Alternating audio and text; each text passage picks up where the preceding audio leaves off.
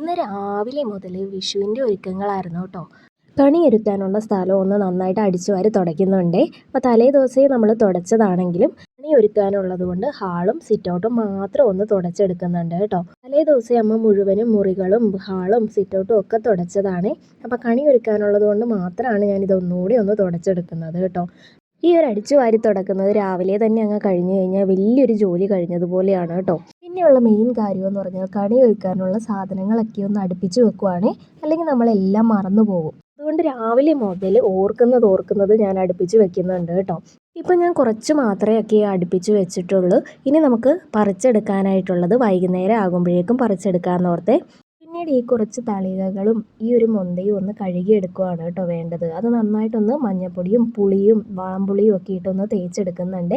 അല്പം നനഞ്ഞ മണ്ണും കൂടി ഇട്ട് ആ എണ്ണമയം ഒക്കെ ഒന്ന് പോയി വരും കേട്ടോ. അപ്പോൾ ഇത് കഴിഞ്ഞ പ്രാവശ്യം നമ്മൾ കണി വെച്ചിട്ട് എടുത്ത് വെച്ചിരിക്കുന്നത് കൊണ്ട് തന്നെ ഇതിനകത്ത് ഒരുപാട് എണ്ണമയമൊന്നുമില്ല. അതുകൊണ്ട് എളുപ്പത്തിൽ തന്നെ നമ്മൾ തേച്ചെടുത്ത് മാറ്റി വയ്ക്കുന്നുണ്ട്. പെട്ടെന്ന് തന്നെ വെളുത്ത് കിട്ടും കേട്ടോ. അങ്ങനെ നമ്മൾ തളികയും മുന്തിയും ഒക്കെ കഴുകി എടുത്തിട്ടുണ്ട്. ഇനി അതിൻ്റെ നനവ് പോകാനായിട്ട് നമ്മളൊരു കോട്ടൺ തുണി കൊണ്ടൊന്ന് തുടച്ചെടുക്കുന്നുണ്ട് കേട്ടോ. നമ്മളിവിടെ കണിയൊരുക്കുമ്പോഴേക്കും എന്നും കത്തിക്കുന്ന വിളക്കാണ് കേട്ടോ കത്തിച്ച് വെക്കാറ്.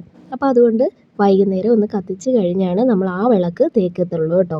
പിന്നെ നമ്മൾ വാൽക്കണ്ണാടിയും കൂടി എടുത്ത് മാറ്റി വയ്ക്കുന്നുണ്ട്. ഇപ്പോൾ ഇതേ വൈകുന്നേരം ആയപ്പോഴേക്കും ഞാൻ ബാക്കി പച്ചക്കറി നമ്മുടെ ഈ ഒരു പറമ്പിൽ നിന്ന് പറിക്കാനുള്ളതും കൂടെ പറിച്ചെടുക്കുന്നുണ്ട്. ഒരു വലിയ പടവലങ്ങ നമ്മൾ പറിച്ചെടുക്കുന്നുണ്ട്. പിന്നെ കുറച്ച് കോവയ്ക്ക കിടപ്പുണ്ട്. ഒരു 3-4 കോവയ്ക്ക മാത്രമേ എടുക്കുന്നുള്ളൂ കേട്ടോ. ഒരുപാട് ആവശ്യമില്ലല്ലോ, അതുകൊണ്ട് 3-4 കോവയ്ക്ക എടുക്കുന്നുണ്ട്. ബാക്കി എല്ലാ സാധനങ്ങളും രാവിലെ തന്നെ ചേട്ടൻ എടുത്ത് വെച്ചിട്ടുണ്ടായിരുന്നേ. ഇനി നമുക്ക് കണ്ണന് മാല കെട്ടാനായിട്ട് കുറച്ച് തുളസിയിലയും ചെത്തിപ്പൂവും പറിച്ചെടുക്കാം കേട്ടോ. 2 വലിയ കുല ചെത്തിപ്പൂ നിൽപ്പുണ്ട് കേട്ടോ. നല്ല കളറുള്ള ചെത്തിയാണ്. അപ്പോൾ അത് രണ്ടും ഞാനൊന്ന് പൊട്ടിച്ചെടുക്കുന്നുണ്ട് കേട്ടോ. അത് നല്ല ഭംഗിയാണ്, നല്ല കളറാണ് കേട്ടോ ഈ ഒരു ചെത്തിക്ക്.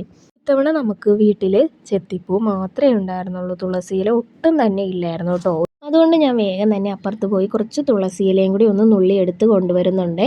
അപ്പോൾ നമുക്ക് വൈകിട്ട് സന്ധ്യ കഴിഞ്ഞ് നമുക്ക് മാല കെട്ടാലോ. അങ്ങനെ അതേ നമ്മുടെ മാല കെട്ടാനുള്ള തുളസിയിലയും ചെത്തിയും ചെറിയ വാഴനാരും കൂടി എടുത്ത് മാറ്റി വെക്കുന്നുണ്ട്. അപ്പോൾ ഇത്രയൊക്കെയാണ് കേട്ടോ നമ്മുടെ ഇന്നത്തെ വൈകുന്നേരം വരെയുള്ള ഒരുക്കങ്ങളെ. ഇനി കണി ഒരുക്കുന്നത് കാണാട്ടോ.